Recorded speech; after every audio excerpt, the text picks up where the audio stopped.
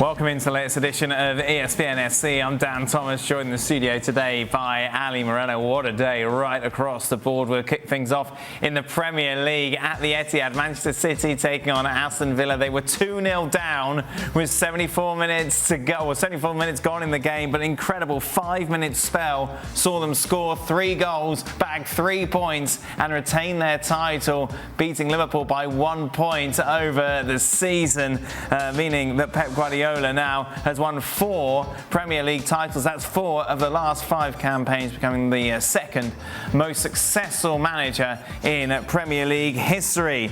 Take a look at the back page of some of the papers. 5-minute miracle. Gundogan getting a brace in that spell. Rodri as well. Ike, kind of a bit like Aguero, the back page of Mirror. Meanwhile, Drama Kings with Fernandinho lifting the trophy. Let's welcome in, shall we? Frank, Luis and Jules. Jules, let's start with you. You were at the game. I can't imagine the roller coaster of emotions that were around you. It was incredible, Dan. It was just going through all the emotions. As we said, some of us have been there before, but today there was something very special because I think before everybody seems quite comfortable in a sense. Yeah, they should do it. We rarely see this City team playing with pressure, under pressure, not with the fluidity that they usually have, and it happened today at the wrong time for 72 minutes where they were really off. Got everything. Even Kevin De Bruyne would miss some easy passes. Just the whole team was off, and you think, okay, maybe then when we thought they're going to do it and they were pretty safe doing it, then they struggled, and there was a time where the people all around me were like, this is not going to happen today.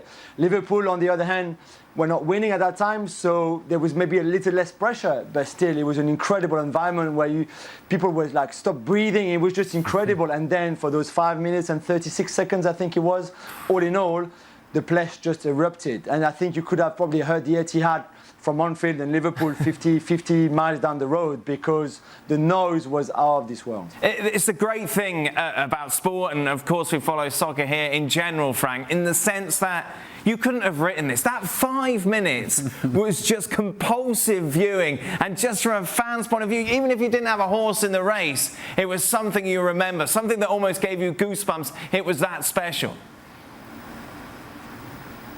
It is, and it's why we love football, because we don't know what's gonna happen. It's why sometimes we get upset with you when you ask for some prediction.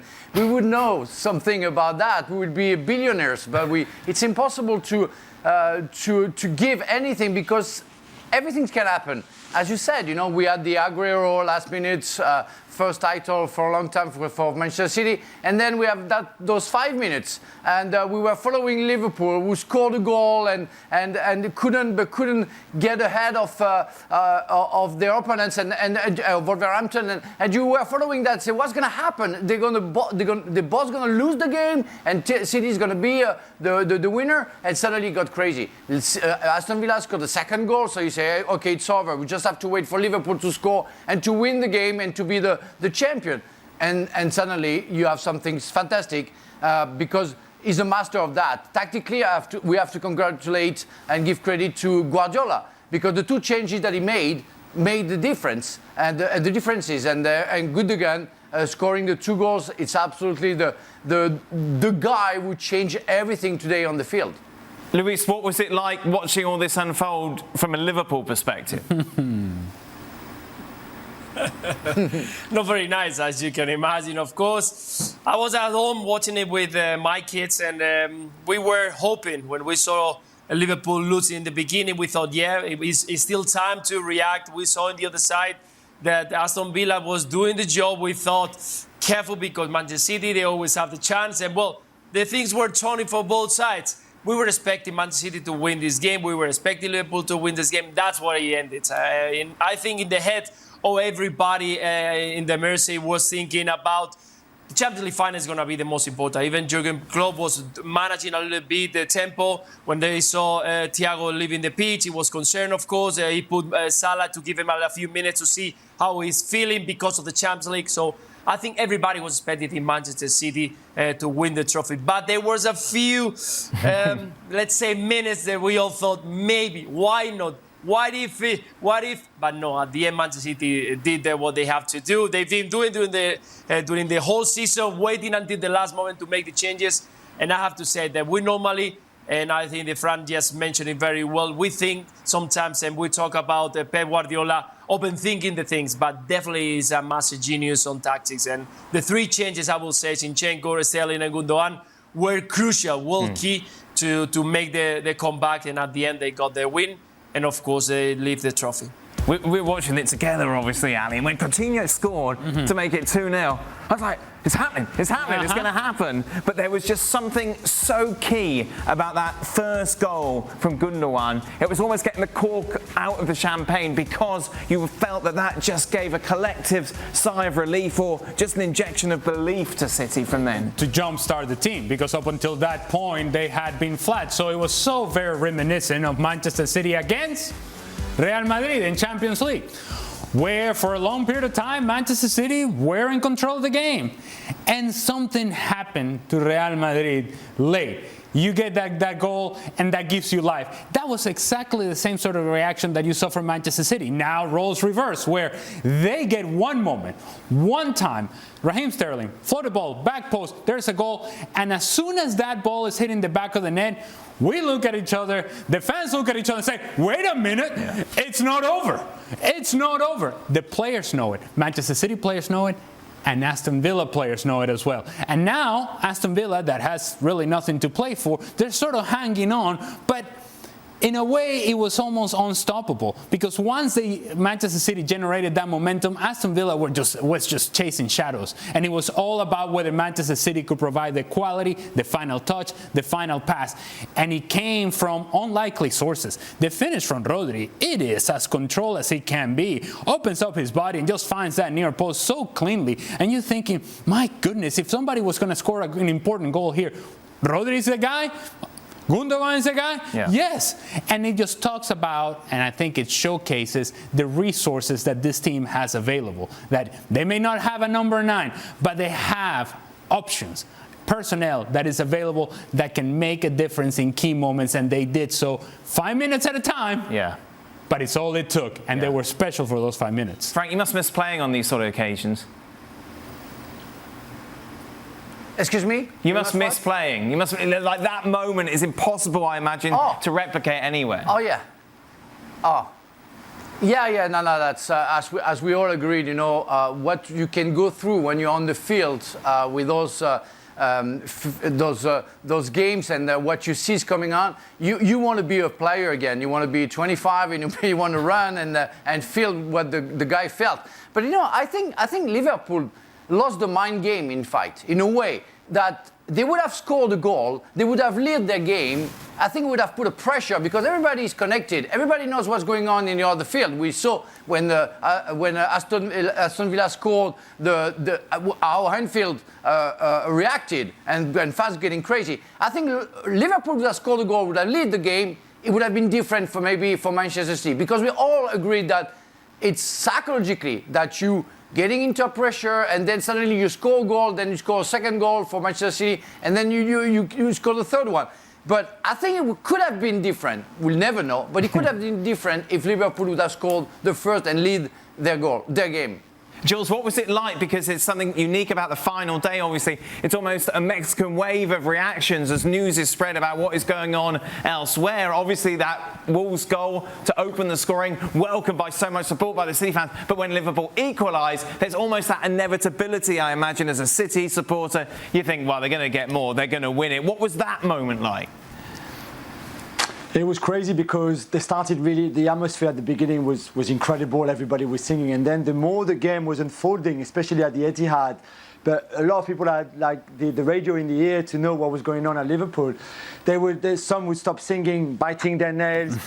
I saw some people literally going down their seats, like literally lower and lower and lower the more minutes were happening because they were so scared. And then the first goal goes in, and then you start believing again, but you're still not sure because you're still 2-1 down, and there's 15 minutes to go, but it's not that long. And then the second one, and I think the key moment is, like Ali said, the Rodri goal. And Rodri, by the way, is a unsung hero because he's been immense this season. We always talk about Kevin De Bruyne, and rightly so, and Phil Foden, and their geniuses and all of that. But Rodri this season, with no cover, because Fernandinho can't really play anymore at that kind of level, Rodri on his own to have been that important is incredible. But that second goal, after that second goal went in, you knew they were going to score the third one, because Villa had switched off by now, and the crowd and the atmosphere and the roar within the Etihad, it felt like 100,000 people, and you knew it would not be long until the third would come, and it came straight away. But that the key one is the second goal, and how quick the second came after the first one. And like Pep said at the end, he rang up Real Madrid. They gave him good advice how to score 3 goals in 5 minutes. Well, exactly. But as Jules says, Rodri has been so important, Luis, to City this season. Are you surprised how much he has stepped up and kind of taken responsibility for this side? Not surprised. We watch him every week here when he was at Atletico de Madrid. And definitely we knew that he was a fantastic player on the build. But when he arrived to Manchester City and we was surrounded by amazing players and also a manager who is giving them the confidence, is becoming a leader on the middle of the field. The team plays on his way. When he decided to speed up the game, he's going to put the ball from one side to the other side. If he needs to slow it down, he's going to make short passes. He's helping every single player on the field, and he's making even better the players that are around him. And of course, this season, I think he scored three goals. Last season, he scored 2. He's bringing something extra to his play. That even though he plays far away from the box, when he arrived in second line, he's so dangerous. He's got a fantastic stride, and he's using it. Today, even had another chance to receive the ball with the chest, and volley was high over the goal. But he's giving that to this Manchester City, as it's very key to have a player who knows that he needs to keep the tempo, that use of his pace, use of his pass, quickly 1-2 passes every single time when he's playing against teams that they are always stuck at the back. Is very important that he makes those quicks. And well, I think he's unbelievable the whole season, and he just killed it in the last game, just scoring that goal as well. Jules just mentioned fans in the stand getting lower and lower and lower in the seat. When Coutinho scored the goal, it wasn't just the fans getting lower in the seat. Yeah, Guardiola was like this. I mean, he could not be any lower in the seat. They cut to Guardiola, and it's almost as if, like, I've run out of answers. I don't know what else to do. And think about the difference in rhetoric about Pep Guardiola if they're unable to make this comeback, right? Yeah. The collapse late against Real Madrid and a major collapse late in Premier League. And 5 minutes change it all.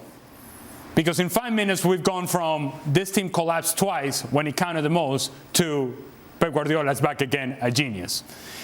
It's amazing how quickly this game takes us in all sorts of different directions. And that is exactly what this 5 minutes did. We went from Manchester City choking the league away, just giving it up, losing it, throwing it up all over themselves, to look at the character, the heart, the genius that is Pep Guardiola. Never fight. You never give up the fight. You never give up. You have this sort of mentality and all these things, and they go on and win it. This game is crazy. Yeah. And it is indeed why we love it. Yes. But if you're in it, if you're Guardiola, if you're a Manchester City fan, if you're a Liverpool fan for that matter, those 5 minutes had to be absolutely, completely crazy, and something that you appreciate once you've gone through it, but you don't want to go through it again. What were the players saying after the game, Jules? I saw Mahrez, which I thought the interview was fascinating, and he was in a really good mood, and we know each other really well. But he said, imagine my season. With Algeria, we lost in the World Cup playoff. Well, they lost in AFCON, but in the World Cup playoff in the 124th minute against Cameroon. Then there's Madrid and the Bernabeu. And then today, he said, I thought I was going to die. I said, I thought I was going to die, that my season would be defined by losing in the last kick of extra time to go to the World Cup and not go to the World Cup, in the semi-final of the Champions League, in the last minute or the dying minutes against Real Madrid, and now again on the last day of the Premier League, losing the title that way. But he said, this team is crazy. This is a crazy team. He said, in the four titles that we won in the last 5 years, 3 of them were 90 points or above. 100 points, 98 and then 93 for this season. He said, this is unprecedented, this is incredible. And to do it against this incredible Liverpool team, to do it after all the disappointment of this season so far up to today, to do it after, you know, with all the pressure that was the first 72 minutes that we mentioned, where nothing was going their way. They were really, really poor, really terrible. He said he shows the character. And he said, which is the rhetoric that Guardiola has, it's harder to win the Premier League than the Champions League. Maybe they're right, it's certainly more games, but it was like, this is what we are. This is what Man City are all about. This is what we did today. This is what we are. We have so much character, so much talent, so much belief that's how we turn this game around in that fashion. And it was incredible. I think even he could not really believe what happened. I think he would need a few more days for all those players to really let the whole thing sink in, because it was all adrenaline and the stadium was still full and all of that. I think it would take them a few days to really realize what they achieved today. It takes it, actually, Luis, I wanted to talk to you about, I know it wasn't quite Istanbul, but when does it hit you? When does it suddenly kind of sink in? Because as Jules said, the City players just full of adrenaline. You go from one emotion where you're down and then to all of a sudden a 5-minute spell. You, of course, have the second half and then penalties. Like, what is that like? How do you even sleep? Yeah, exactly. It's a lot of it's a roller coaster of emotions. The moment you receive 2 goals, you think they're out of the game, but and the guys just have been talking about, it's just one moment, 1 second. It could be a chance, it could be a corner that you feel the crowd, that you feel that you can do it, and suddenly you score that first goal. Everything is starts from that first goal, because you create that momentum. And in the moment, you know the quality. Everybody knows the talent of this team. Everybody knows the ability to make comebacks, the quality of the players. Every single player on the pitch can make a difference in every single second, from set pieces, from a moment of a 1v1, from a shot from outside of the box. So at the end, there are so many options that you have to make a comeback, to create that momentum. And this Manchester City has been working during the whole game. The things were not on their way. But in that moment when they saw Gundogan scoring the first goal, that's it. That's all they needed to start going forward, to try to give a little bit of extra in the support that they knew, and they start pushing. In that momentum, it was about 5 minutes. It could have been about 10 minutes or about 3 minutes, but that momentum is what you need. And, well, Manchester City used it to make those 3 goals that they were what they needed to make this game one of the most probably important of their career, one of the most beautiful ones during the whole season. And unfortunately for the Red fans, not enough to get the trophy. It's funny, isn't it, if City went out and won 5-0. Like, it wouldn't quite be as dramatic, and I can't imagine it have the same sort of impact on the players. Frank, I know you hardly mentioned this, but looking at your Wikipedia, you won a World Cup in 1998, No which way, I thought which was surprising. Amazing. Like, obviously, it's no World Cup, but still, from a player's perspective, it must be such a special feeling to be in part of such a special occasion. Well, any game you play as a professional player, and it doesn't need to be a World Cup final or Champions League final. The game you play, and I remember playing a quarterfinal of the FA Cup against Liverpool and losing 2-0 and coming back within, like, I would say 20, 25 minutes, scoring 4 goals. And it happens against me, where you win, you think you're comfortable, you win 3-0 and you lose 4-3, and you don't realize what's going on. So it's just something you will always remember in your life. Especially when it goes your way, but it's what you want. It's what we love in the game. It's why we want to be into that game, because we know that everything is possible. And you know, from France, we always say, you know, be careful when you play against an English club, because everything can happen until and before the last whistle. So it's part of the culture of English clubs to never give up before the last second of the game. And it's why we love the Premier League, because we know that even on the last day, even if everything is written that Manchester is going to win the Premier League and Liverpool is going to finish second, that something can happen. And it happened again this season with that last fantastic day, and with a complete full of suspense, and you don't want to. You don't want to get out of your couch. You want to see. You want to see all the games. You want to see what's going on. And I think even Salah, when he scored, I think he didn't know that City were leading. I don't know. He was very happy. I think he should not have been because it was for nothing. But we love that game for that. And I remember, and we define people being good or coach being good because of maybe 5 minutes. I remember Guardiola at the press conference saying, you know what, when we played the Champions League against Paris Saint-Germain, in the wall opened and we scored a goal and we were qualified for the next round. It's because of me, because I'm a great coach. Of course, he was teasing the journalists, but it's how we define a good coach or a bad one. Is the guy who was able to change something because of a substitution or maybe have some luck. And luck is part of the game too. And how we define drama, right? We have no connection to either one of these clubs, right? It's not like Stevie, who's watching Liverpool and honestly cannot watch in the same room as us because he gets annoyed about everything. Yeah. We have no connection, zero connection. And we're watching this game, and both of us are sitting like this. Oh my God! Yeah. Oh my God! Right? Yeah. I was more manly. Thank you, Dan. Look, I let my emotions flow, Dan.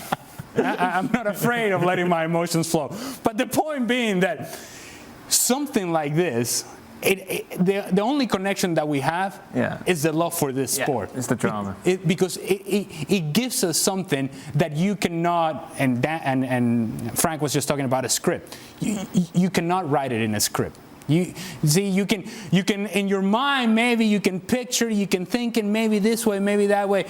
Reality is much better, and when we can live it in moments like this, that's what makes it worthwhile. As Jules mentioned, though, you take a look at the points total, and once again, it is massive. And once again, Liverpool so close to catching Manchester City at the top of the table. You take a look at the difference. Obviously, we saw last season a bit of an anomaly, but you take it back over the last 4 campaigns.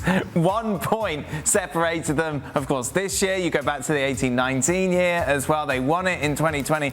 Luis, it is absolutely incredible how close these two teams have been over the last 4 seasons, considering, what's that, 38 times 4, whatever that might be, how many matches of playing, but there's still so little to separate them.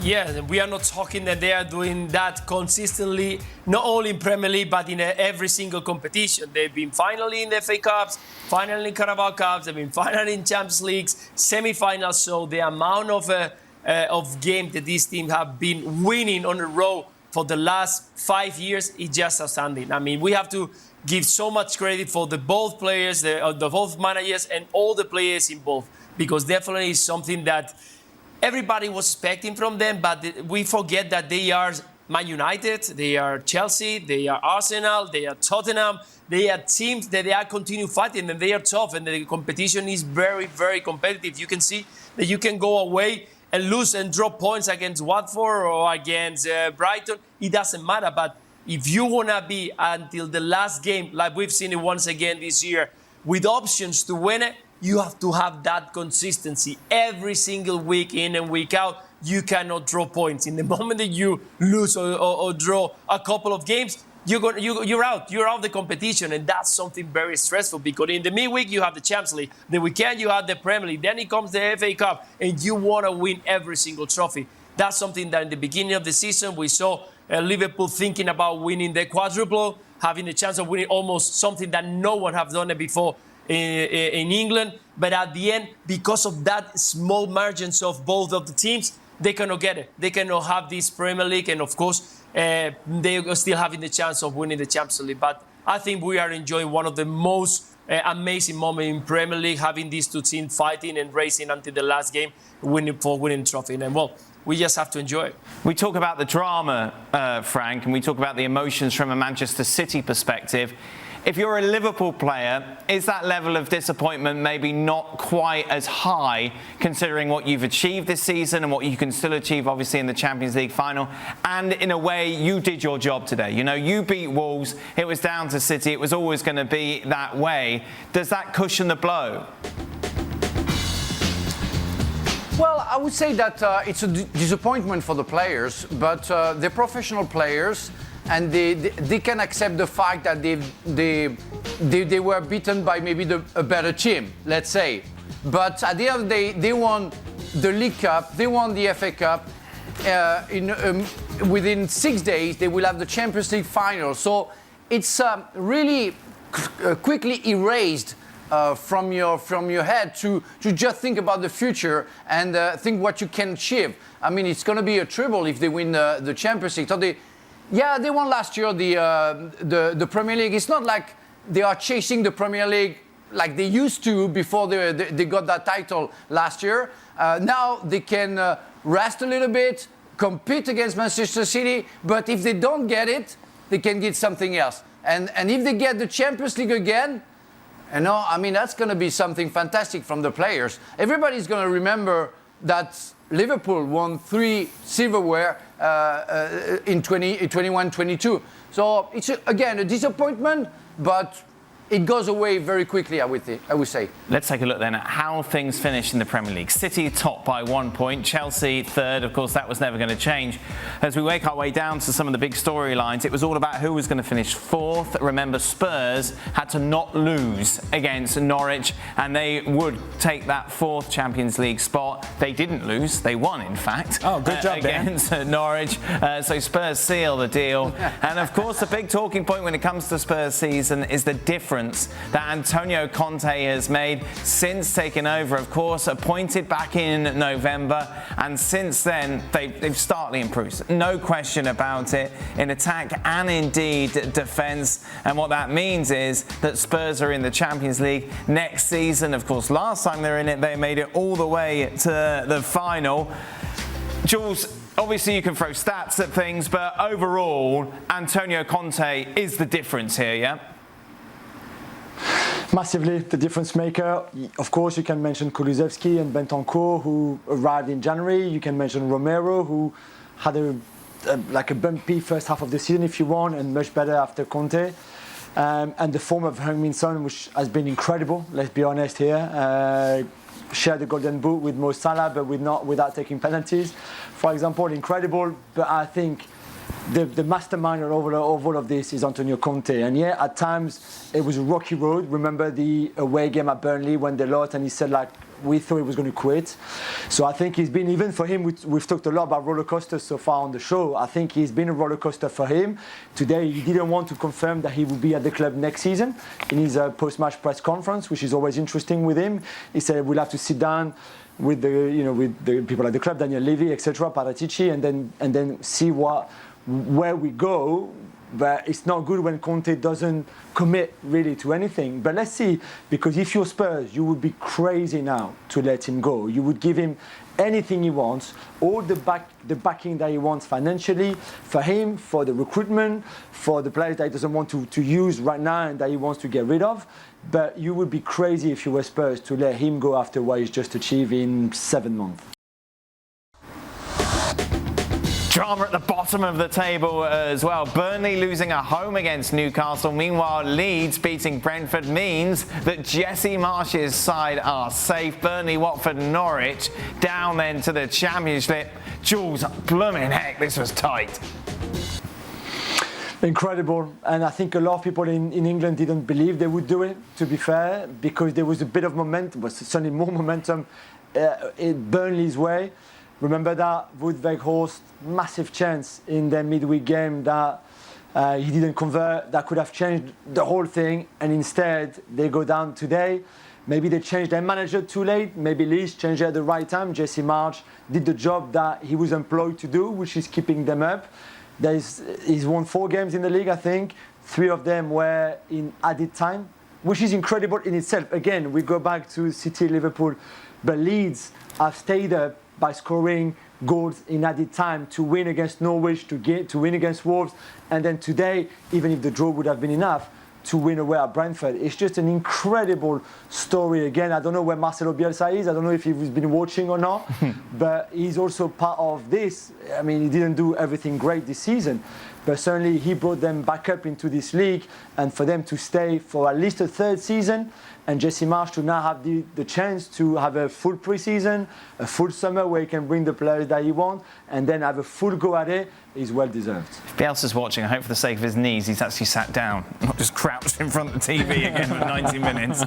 Meanwhile, already Leeds looking ahead to build for next season. Reports suggesting that Brendan Aronson could be making the move from RB Salzburg, the US international, rumoured to be joining Leeds for $30 million. For a lot more on that and Jesse Mars, I'm sure, be sure to check out the latest edition of Football Americas. That drops tomorrow here on ESPN+. Meanwhile, Milan are your champions in Italy. They avoided any sort of banana skin and managed to get the job done against Sassuolo. They beat their city rivals Inter by 2 points in the end. A massive sigh of relief, you imagine, from Milan fans, of course, winning their first title in 11 years. Jules, this, when you looked at it, if you're a Milan supporter, you were going into this match just thinking, we can't muck this up, can we? Unfortunately, in the end for them, they didn't. No, they didn't, and I think they settled their nerves pretty quickly. But it had happened before to Milan, to other clubs in Serie A, like in every other league, where you go to the last day of the season and you're ahead, and then you bottle it up. They didn't today. I think the experience at times of Olivier Giroud, the talent of Rafael Leao, who's been so clutch in the last few weeks of this season to carry, in a way, this Milan team, to the line and across the line and carry that team to this first Scudetto in 11 years. It's a long time. There's a lot of similarities, actually, between the one they won in 2011 and the one they've won this season. One, for example, is that their goal scorers didn't actually score many goals. It's 11 for Leao, it's 11 for Giroud, it's 8 for Ibra.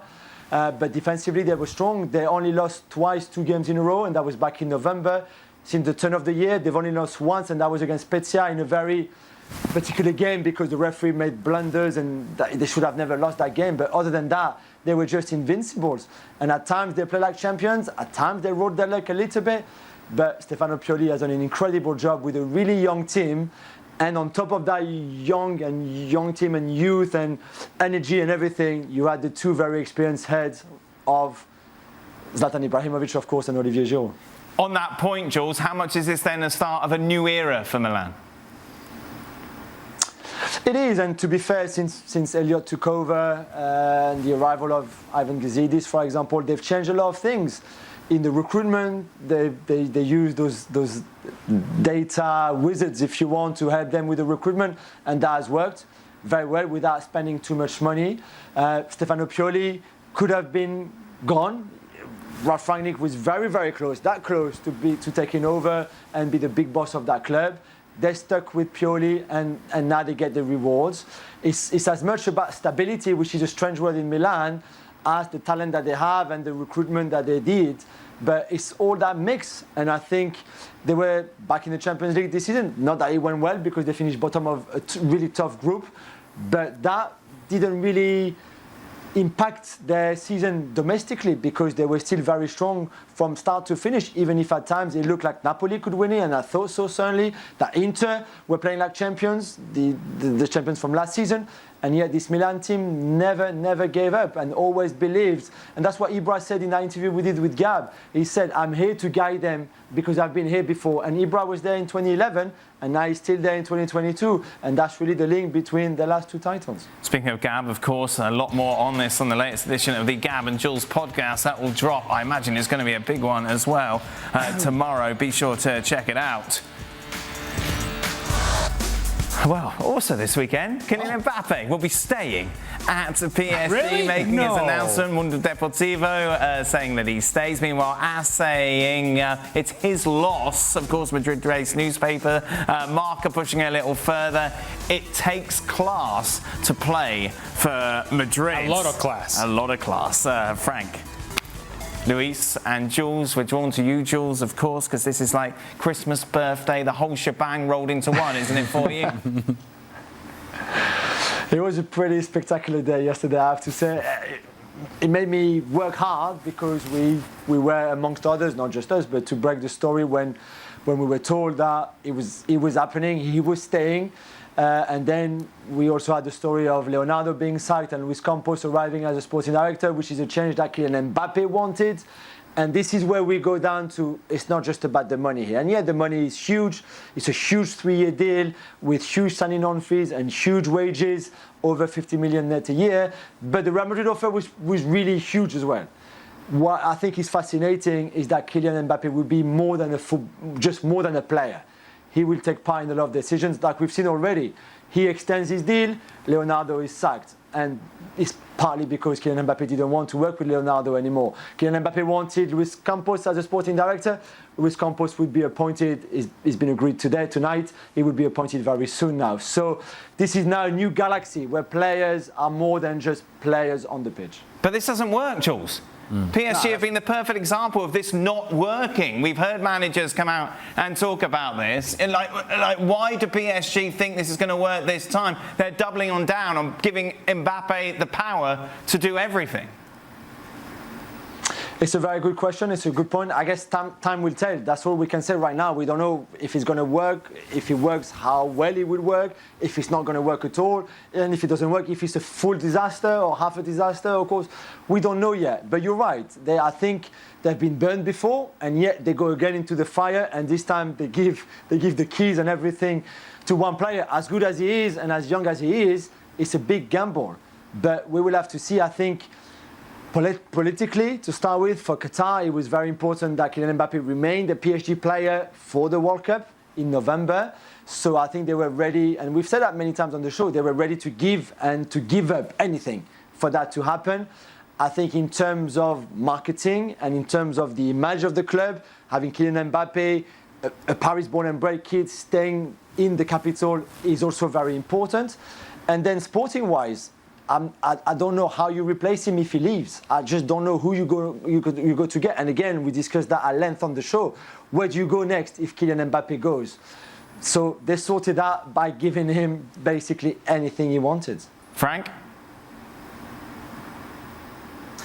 Well, there are many things that I want to say, because that's not the first time somebody owns the team and almost owns the club. You know, let's talk about Leo Messi, for example. I think when he was at Barcelona, he was doing almost everything. I think Maradona, when he played for Naples, he was doing everything. Platini was selecting all the players he wanted for the national team. I'm pretty sure Beckenbauer was doing the same when he was playing for Bayern Munich. It's not the first time we see that. And that's... People are getting upset because Mbappe was in the middle of a negotiation like you normally do. And because he decided to not go to one of the biggest clubs, if it's not the biggest club in the world, people get upset and start insulting him. It's negotiation. He wants to write history for Paris. He's from Paris. So I don't understand people. You can be sad or happy if you're a Parisian fan, or like me, you don't care, but just see that and accept the decision of somebody. You don't have to sign for Real Madrid if you don't have everything you want. Saying that he signed for the money, that's untrue. As Jules said, you know, he would have gotten 100 million signing for Real Madrid. That's not money. That's what? That just coins? No, that's a lot of money. So I think it goes everywhere where we try to find why and how come Kylian Mbappe didn't sign for Real Madrid. But, you know, he wants to write something. He wants to have some decision. He thinks that he can change something. And people don't know the future. Nobody can write the future. Nobody can guess the future. We don't know what's going to happen next season with Madrid. I don't know if Benzema will do miracles like he did this season. And we don't know if Paris will find something special, will make that being successful in Europe. But I think you just have to accept the decision of that guy. And if he has to decide, it's maybe better than what we saw before. So maybe he's clever enough to do better than Leonardo. And we'll see. We'll see what the future is. If he was happy in PSG and if he wanted to write his name as a legend at the club and he wanted to help them get success in the Champions League, why even let it get to this stage? Why even bother, Frank? Why not sign that contract earlier, get it done and move on with your lives? Why all this flirting with Real Madrid? it's got to be money, hasn't it? He's not used Real flirting. Madrid as a tool to get as much money as possible, and there's no problem with that. No problem whatsoever. But the fact that you're saying, look, he wants to be at PSG, he wants to cement and do something special at the club, what, that's just suddenly, he just suddenly decided that? Then why even talk to somebody else? But because it's called a negotiation. So I mean, he used Real like Madrid. everybody else Real in the Madrid are world. just the pawn in all of this. No, why do you say use? No, he didn't use them. He listened to them and he didn't agree with them. That's it. Maybe he didn't have what. Well, no. You listen to them, and with all due respect, like he said in his, he made a statement about that. A public statement that he didn't use them. He listened to them. He's going to support Real Madrid next Saturday against Liverpool. Oh, great! But he has something in his heart. Listen, in his heart, it's Paris Saint-Germain. Money-wise, of course, it will count. Of course, it will count. You know, and but it doesn't. It doesn't know what's going on, what's going to happen to Real Madrid next season as well. It is not going to be. It's going to be only one of them at Real Madrid, where he's going to be the star, where he's going to have a decision to make, like Leo Messi did, like I explained before. It's just that. And it's already settled. It's a big challenge. Who knows what Mbappe is going to do at Real Madrid? It's already settled. He signed, he said he stays, and he scored 3 goals. The guy feels at home. He's the king of the world in Paris Saint-Germain. And he scored so many goals this season on top of giving assists. So nobody should criticize him in that way. And again, it's a negotiation. When you sell your house and because it's a friend, you're not going to listen to somebody who's going to offer you the double. You're stupid if you don't do that. So he's chose the comfortable option. And he's not using the other one. Has he chosen the comfortable option, Frank, instead of going for the challenge? Of course, in a way that is already, he knows the thing, he feels nice, and he does what he has to do. Again, he was the man. At the beginning of the season, remember, when Messi came, he was booed by the fans. Remember that. He was booed. And he changed everything, working hard and being the king of it, and erasing the others. And he signs for Paris, score a hat-trick. He's going to be the king. You don't want to be the king. Imagine, I don't. It's very strange the way we try to analyze that. And I just want to say something. Stop insulting people when you don't know. First, we don't know the numbers. We don't exactly know the numbers, and we all know that Real Madrid would have offered him like crazy money. It's not an easy decision to make. As he said, his dream when he was young was to sign for Real Madrid. But he feels good at Paris. He feels that there is an ambition and they want to do something. Like Manchester City. Like, I'm not sure De Bruyne wants to leave Manchester City to go to Real Madrid. I don't know if it's the possibility. I'm not sure, because at the point you feel that you can get something out of the club that you signed for. All I would say to PSG, going back to the very initial question and handing all the keys and all the power to the city and the club to Kylian Mbappe, is you better have done your homework in terms of the character of this individual. Because the last time you handed the keys to somebody, it was Neymar. Neymar was supposed to be the guy. And in handing him the keys, making him the king, as Frank has defined the position, this club went in all sorts of different directions. And so when then, as the first move that you make to satisfy the needs and wants of Kylian Mbappe is that you get rid of the sporting director and you bring the one that he wants, you're already putting yourself in a position in which he's making decisions, where he now becomes more important than the others. And whether we're not naive enough to deny the fact that in a team there are some players that are more important than others. We know this, we understand this. But when you actually confirm it with the moves that you're making and the decisions that you're making, now you are exposing yourself to the will and wants of an individual, who today may be the greatest guy in the world, but tomorrow, because of this newly acquired power, may become a nightmare. That's all I would say. You better be careful as to who you're handing the power to. Jules and Frank are in London, so I can say this to you, Luis. Isn't it slightly disappointed that we've got arguably the best player in the world, not playing in one of the best leagues in the world? Yeah, it is. It is a big disappointment. It's true that even though he was going to Real Madrid, and I'm not a big fan of the team, even though that I know that he's one of the best in the history of this game.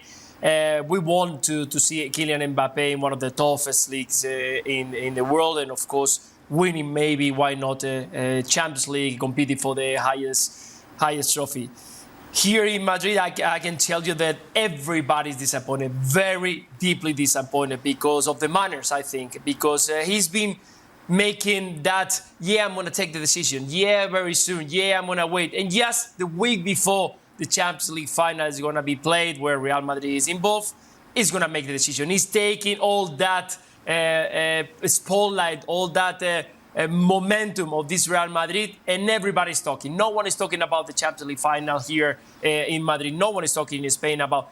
Everybody's talking about why Kylian Mbappe decided to stay in Paris Saint-Germain. I think that's why everybody's hurt here in Spain, because everybody was expecting him to come to Real Madrid and start his career, not being the king of Paris or being the king in France, being the king in the world, becoming the most important player in the world, not in Paris or in France. And that's why everybody is angry. But I have to say, he's a player who is trying to build his own legacy. And if he wants to do it in Paris, he wanted to become the best Paris Saint-Germain player of the history, winning trophies for the team and for his hometown and for his people, we have to understand it. And we have to understand that he wants to be that. But I totally agree with Ali. It's a very thin line, that one, to give so much importance, because he's going to be surrounded by so many egos, so many important players, so many important characters. And when the things are going well, everybody's pushing in the right direction. But if the things are not going well, we'll see where this everything ends. So Pochettino is out. Who's coming in to manage, Jules? This is the question now, because it's, I think, a matter of days that before they tell Pochettino that he won't be there next season. Although there's also a possibility that if they don't find a suitable replacement, because I think I overheard Frank talking about Zidane. I think it would be very hard to convince Zinedine not to come over. I think they like Christophe Galtier, the Nice manager, who is French, who has worked with Luis Campos and worked really well with him before. But again, this is a difficult one because he's at Nice and they've got a good project there, and there was a bit of politics at Nice, and he's won that kind of battle, Galtier. So I'm not really sure why he would leave, even if it's PSG. So then you go to the next name on the list, and I think Pochettino might still be better than the next name on the list, if you see what I mean. So let's see what happens there. But ideally, they would want Zidane in and not Pochettino. But again, I think Zidane might be too difficult to do. So it would have to be someone else. It'd be very interesting. And again, to go back to the point that we were making before, Kylian Mbappe will have a big say on who comes next as a manager. Zidane, Frank, tell me. Well, I think it's. Well, I heard it on television. I thought it was a statement, in fact, that it wouldn't come. And I have that. The guy is a kid of Marseille. I mean, it's like asking, I don't know, Sergio Ramos one day to be the coach of Barcelona, or Piqué to be the coach of Real Madrid. I mean, it's like that, and Luis can say that it's impossible. So it's why I say that. If there is a coach that I see coming, because we talked about him before and what he did with Spurs, it's Conte. Conte might come to Paris, and Conte knows how to deal with big stars. And he knows how to buy big stars. But Frank, why would Conte come when he knows that if Mbappe isn't happy with something he's doing, Mbappe's just going to go upstairs and start crying to mummy and daddy who have promised him the keys to the car? If you're Conte, you don't want to walk into that. You don't walk into a place where Mbappe's got all the power, surely. No, again. I'm sorry, Dan. I think you are overestimating the power of Mbappe when he says that he will have a word to say. He doesn't say he will have to decide for everything. He's not going to take the shit before the game and say, you play and you don't play and we're going to buy that one or not. No, They're going to say, well, we want to buy that one. We just want to tell you. And again, it was the same for Messi. And I guess it was the same for many other players in the world where they say, we want to sign him. Have you heard something bad about him or not? That's the only question they're going to ask him. He's not going to decide for everything. It's just a way to say it. And Conte can deal with that. I'm sure, I don't know, I don't have a big example of players, but with big coaches, coming to a club and dealing with these big players. It happened so many times and it worked. It worked. Ancelotti came and worked with Benzema, and Benzema is a king of Real Madrid. And he had no problem whatsoever with him. Yes, but Ancelotti is very different to Conte. When he signed a player, you see a Conte side with Messi, Neymar and Mbappe, and everyone working hard the way that Conte wants. Well, you never know. Sometimes miracle happens in football, and maybe they learn the lessons. Maybe they will have to start working a little bit. And Mbappe and Neymar, Messi, and Mbappe will have to work a little bit, even defensively. Again, I believe in human being. You don't like human being. You make a statement, and you think people are bad, and they keep being bad. No, I think they can evolve. Hey, I think Conte would need another hair transplant if he goes to PSG because he can pull it all out. What? Luis, what are you saying? From a manager's perspective, how much would you be hesitant to take this job, despite the fact it's PSG and despite the talent you're working with, knowing that environment you're going into? No, I think that the top managers are used to this kind of situation, and of course, if I would be in that position, I will straight away go and take it. I mean, you're going to be surrounded with a lot of money to spend on a project.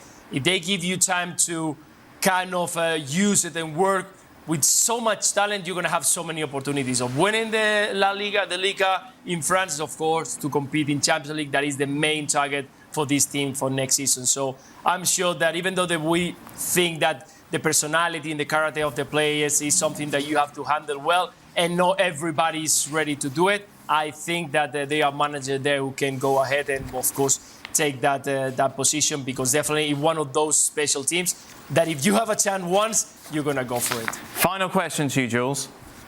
Will Kylian Mbappe ever play for Real Madrid? Oh. Yeah, that's been fascinating to see the reaction and clearly the club briefing. This is over. Never again we will go for him. Never we will try to sign him again. He will never play here, never wear the shirt. Let's see. Let's see if in 2 years' time, when Kylian Mbappe is still only 25 years old, because right now he's only 23, and he says, hey, maybe we can make this happen now. Let's see the reaction. A lot of things can change in football very quickly, as we all know. So right now, I can understand the anger and the frustration and the disappointment from the Madrid side of things, of course, and if they feel used, I can understand it completely. But in 2 years' time, if Kylian Mbappe has achieved what he wanted to achieve in Paris and he wants the next chapter and he is the best player in the world and he's won Ballon d'Ors already, and he says, you can have me, I'm happy to come, it won't cost you much, should we do this? I'll be curious to see what Florentino Perez, if he's still in charge, by the way, and the people at the club decide to do. We'll say goodbye to Luis, by the way, doing his coaching badges, PSG, so he's made himself available, just to make that clear. Great choice, great pick. Better hair than Conte. Yeah. Go for it. Yep. We'll say thank you to Luis. Meanwhile, Frank and Jules will be back for extra time, which, as always, you can check out over on our YouTube channel. At the start of the day, there were 3 teams looking to avoid relegation. Granada were favourites to stay up. However, victories for Cadiz and Mallorca meant that 0-0 draw against Espanyol proved decisive for Granada. They are relegated and will play in La Segunda next season. Well, for more on this, let's welcome Sid Lowe, who was at Pamplona for the Osasuna-Mallorca game. But the big story really did develop in Granada, didn't it, Sid? Not many at the start of today would have thought it'd be they who would be going down. No, exactly. And for lots of very good reasons. They were the team that were in the best possible position in terms of they had more points than the others. They needed more things to happen for them to go down than the other 2 teams did. They were the only one of the 3 teams playing at home. They're the team, by the way, who beat Mallorca 6-2 just 2 weeks ago. A team that had improved enormously under Aitor Karanka. They'd only been beaten once in his 5 games in charge. They'd obviously started that with a draw at Atletico Madrid. They picked up a couple of really important wins. And that conversation we were having at the start of the afternoon, when we were talking about one very basic fact that we have to take into account when we talk about relegation games, which is that the teams are not that good. There's a reason why they're in a relegation battle. And to be honest, Granada are the best of the 3 teams, or at least we thought they were. Best of the 3 teams in terms of the quality of the players they've got, in terms of the kind of chances they can create, in terms of the variety of what they have going for them. And they also seem to be the team with the best mindset. And Karanka himself had said, look, I took over a team that was anxious, but we've got confidence now. We're playing now. We feel like we're in control now. And of course, today, it didn't happen. Poor Jorge Molina, he said.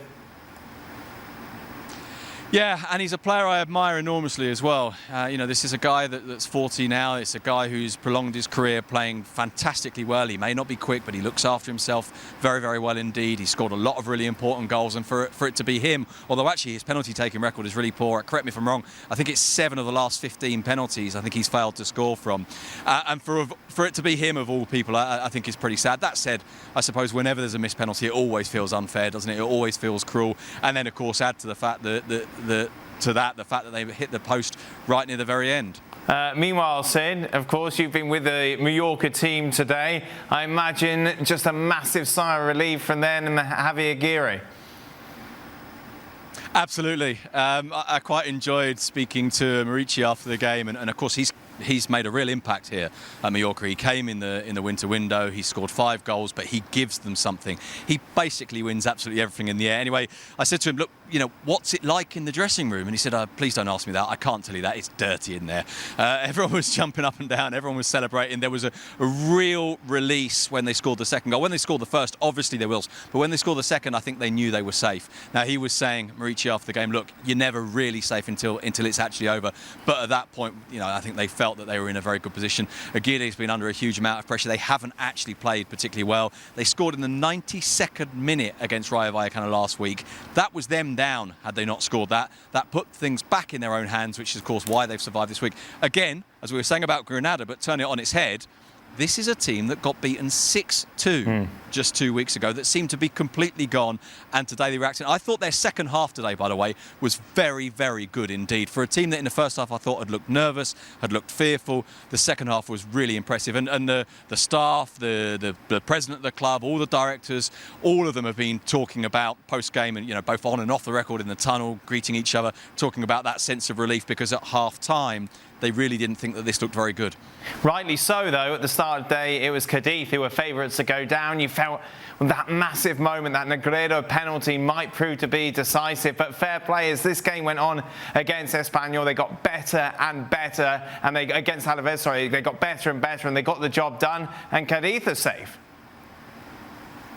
Yeah, and as you say, it was a case of the game going on, wasn't it? Because they didn't start particularly well. Alaves caused a few problems for them, which we weren't necessarily expecting. Bear in mind that I think even the Alaves fans really wanted Cadiz to survive, given that they're already down.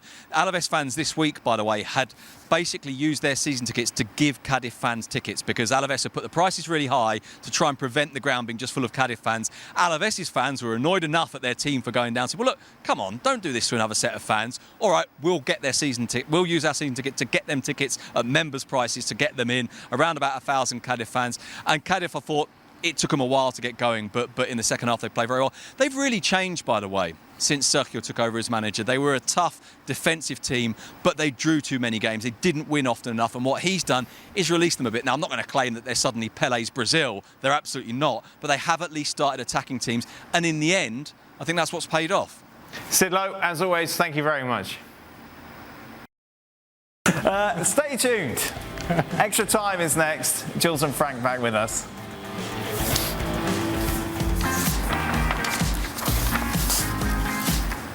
Welcome into the latest edition of Extra Time. Thank you, as always, for your tweets. Ali Moreno with us here in the studio. Jules and Frank join us as well. Frank, did you call me a bad person again on the show I think today? so. This is becoming too much. Why would you say that? Well, because we were talking about Mbappe and you said I was a bad person. You are a bad person. For doubting him. You are a bad person. Everybody knows that. You know, you don't believe in human being. You know, you make statements. You think people are bad, and for once, and you don't change your mind. People can change and be better persons. You know, even yourself can be a better person one day. We're still waiting, but it might come up. I love you. I love you, Dan. You know that. I wasn't critical of Mbappe. I was suggesting that maybe money was a bigger influence than you were suggesting. That was all. No, okay. But I want to say to the audience that we love each other and we love to tease each other because you're English and I'm French and we can stand each other. Right. Only Jules can live in London, but Jules, you've had quite the weekend, really. The Mbappe news going up to Manchester for the final day of the season. Goodness me. Do you think Gab will let you talk a little more tomorrow on the podcast? No. He's on good form lately as well, so there's even more. Like, he's got so many things. It's the end of the season. He's got even more to say. Of course. It was a very, very special weekend, to be fair, between the news that broke yesterday and today going to City and be part that experience. I mean, I didn't care who won the title. I didn't mind if it was Liverpool or City. But seeing all those fans at the Etihad, like we mentioned on the show, was really incredible to be part of that day. Joel, just out of interest, just from a journalist perspective, take us through the Mbappe timeline.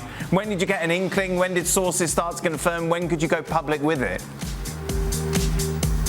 Yeah, it was quite fascinating on Saturday because early afternoon, really, we started getting a few messages and phone calls about something is happening. And remember, we said on the Tuesday that PSG were really pessimistic by then that he would stay, that they felt, and maybe it was them bluffing us and the way they were briefing us, but they felt like this is not good. And on the other hand, Real Madrid were really confident. And then it kind of went quiet, and then neither of those clubs were like, oh, where is he going to go? Didn't really know.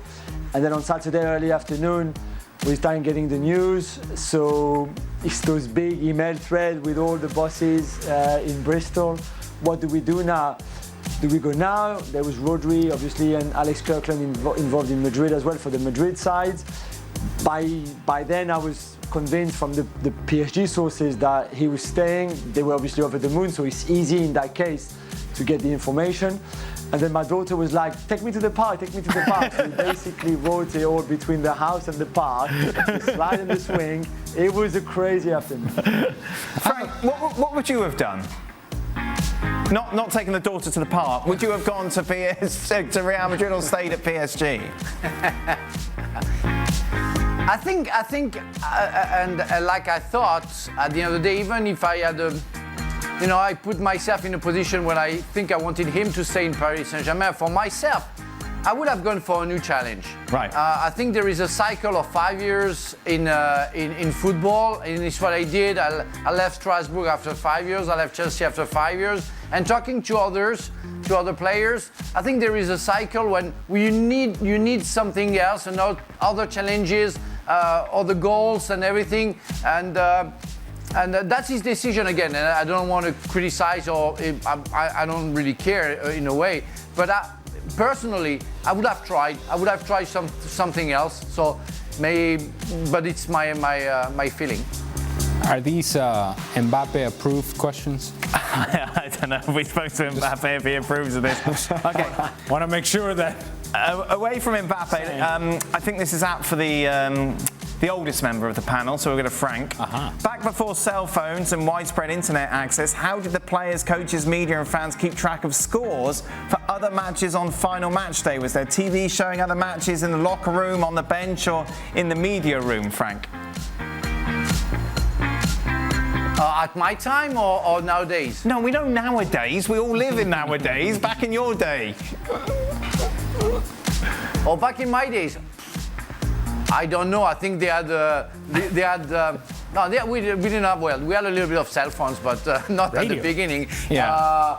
But in the 90s, I think they were listening to radio. Yes. I think they were listening to radio, and everybody had a radio with the thing antenna. there, listening like that, and the antenna.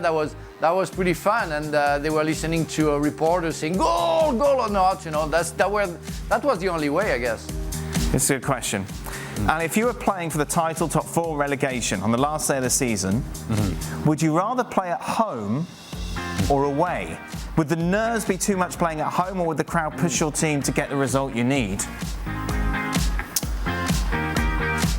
I understand the premise of the question. Yeah. I'd rather play at home. Right. Because this is framing the question from a negative point of view. Yes. You're already suggesting that the pressure is going to be too much.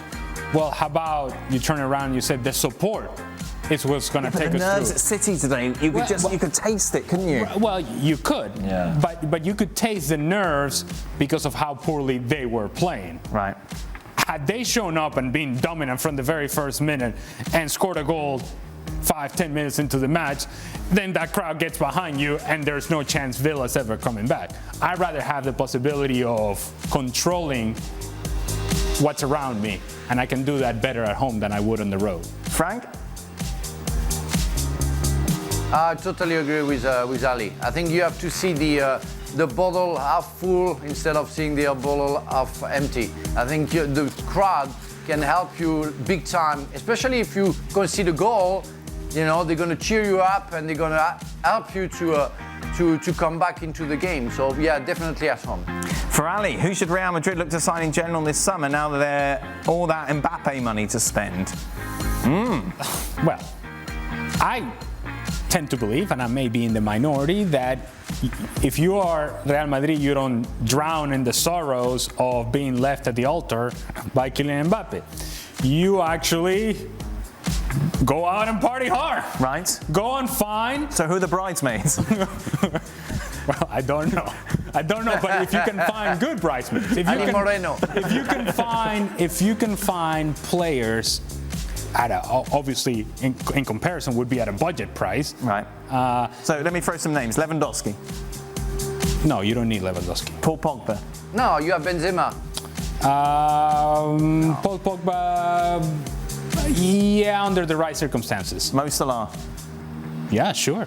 Sadio Mane. Yes, as well. I mean, if these are players that are actually available to you, then yes. But you're not addressing some of the issues that you have. Right. You know, you got to address the left back position. You got to address the right back position. You have to address depth in the midfield. You're assuming that Valverde and Camavinga are going to be the answer long term, but you're still missing a Modric type sort of player, a guy that can work the underneath spaces and can find a pass. You don't have that. You have a lot of talent in the front third with Rodrigo, Benzema, and Vinicius. Maybe you find an alternative to Benzema when he's injured or when he's not available or when you want to give him some time off. That is not Luka Jovic or the other alternative that they have had available to them. So there are things that you can do to strengthen your team, to make you a better team, a deeper squad than what you were this year. This is from Frank's Restaurant Shorts. Frank's, we've had a heat wave here. I ate in a restaurant with shorts on in your honour this week, and it was lovely. Much needed air on the legs, Frank. I don't know why you would deny me that. I'm sure. Could we see a rift between? Classy on top of it. Could we see a rift between Benzema and Mbappe because of the transfer saga? Could France's World Cup hopes be in danger with this and pre-existing drama? Well, hopefully not first, and I don't think so. I think Karim knows the difficulty that it can be for players to leave a club and to come to another one, and it's none of his business in a way. And as Ali mentioned, I think now we can say it. Well, it's of course a priority to sign a fantastic player, and when you have the possibility to sign Mbappe, you want to go for it. But without watching Real Madrid this season, we all know that it's not offensively that they have to strengthen their team. And if they were ready to play, to put 100 million in Mbappe's pocket, you know, you can buy 2 or 3 players to let's say fulfill maybe in the defense department or a little bit in the midfield zone as well, instead of getting an offensive, very expensive player. But I don't think, going back to the question, that's going to be an issue. I think Mbappe will explain what happened and how it happened, and Benzema will carry on, you know, what he does the best for Real Madrid. What did you make of the Benzema Instagram posts, Jules? Yeah, I thought it was an interesting one, wasn't it? The Tupac photo with his mate who betrayed him behind. In the background, you could see the face. There's a few people who are quite close to Karim who said that that was not the intention that he had. It came from another account.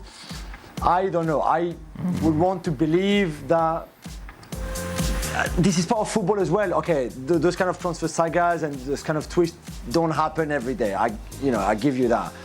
But it happens sometimes where you think you've signed the players, you're excited to play with someone, and then in the end it doesn't come.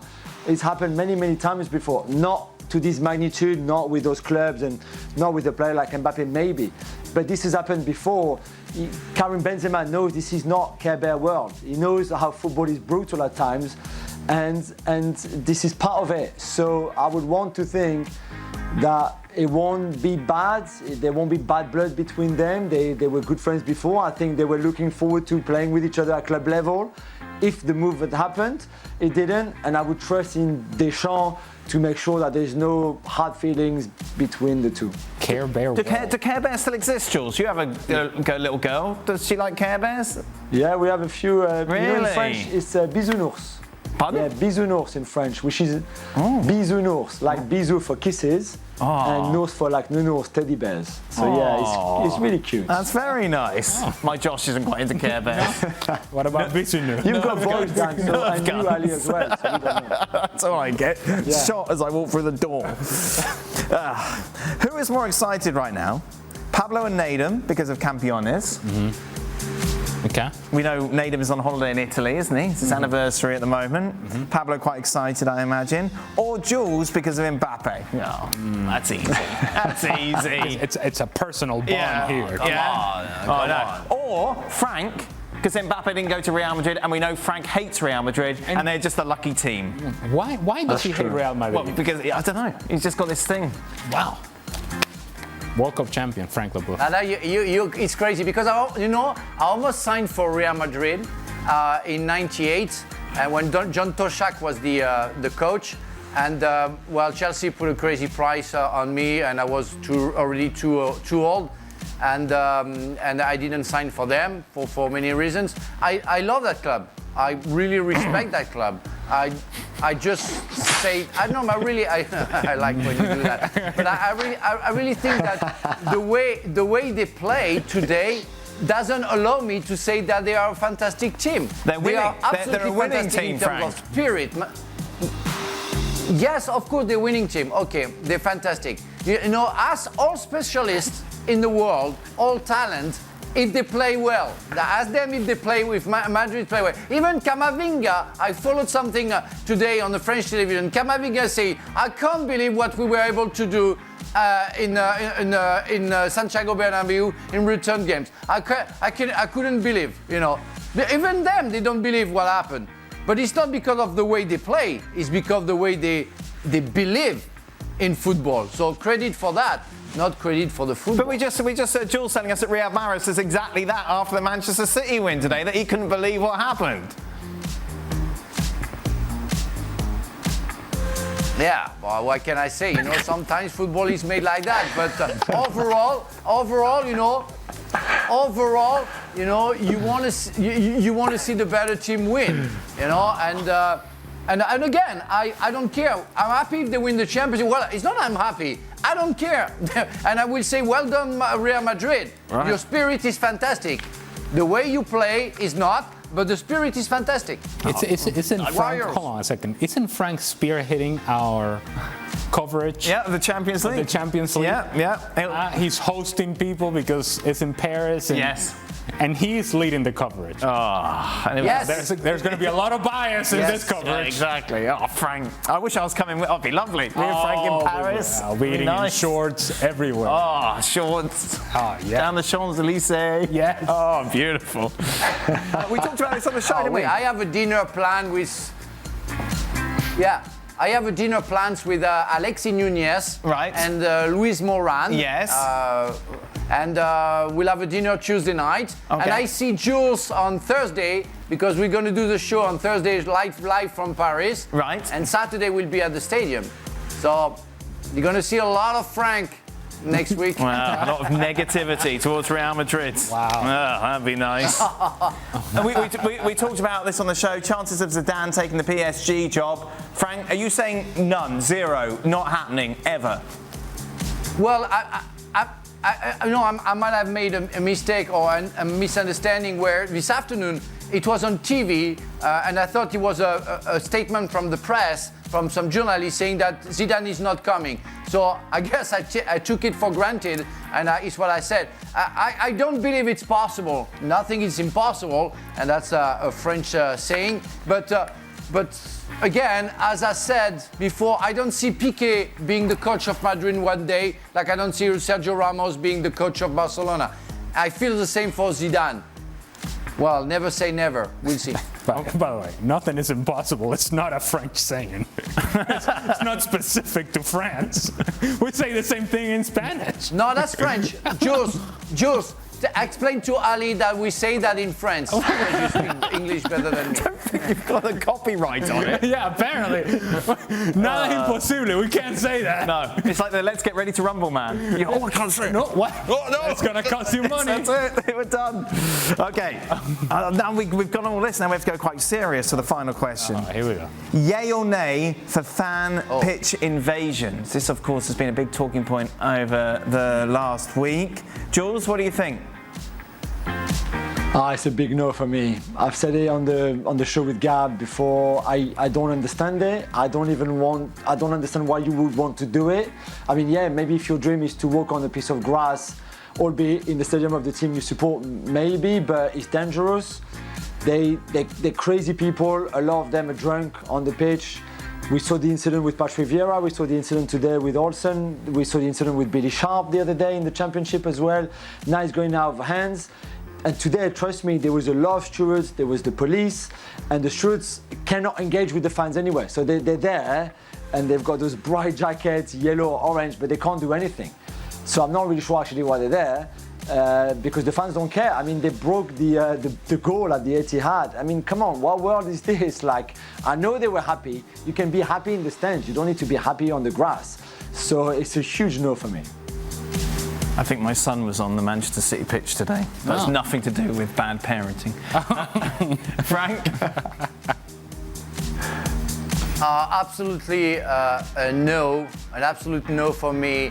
I saw Zinchenko completely squeezed, by the people from the security. I mean, you want to enjoy with the fans, but not that way, because it's impossible. People get overwhelmed and they pull your shirt. I remember in Italy seeing players finishing only with their underwear, that they had some fresh air like you when you were in the restaurant with your shorts, but you want to, you don't want to be, put naked because the fans want everything from you. So it's not a good party. They have to escape from the pitch. And to only party in the dressing room, that's insane for me. It's a definite nay. However, if you do allow it, and something happens like it did with Patrick Vieira, and then this fan who's harassing Patrick Vieira gets his rear end handed back to him, then that's on him. You came looking for something, you got your backside whooped, that's on you. Let's not blame Patrick Vieira for it. No. You're fair game. You're on the field. If I feel threatened as a player, then let's go. But don't blame me if it doesn't end well for you. That is it then. That brings us to the end of ESPN FC. As Frank mentioned, there'll be a lot of talk about the Champions League final, and whether you like it or not, a lot of Frank, baby. What? You can join us throughout the week. Yep. Sorry, guys. Sorry. Yes. Je suis désolé.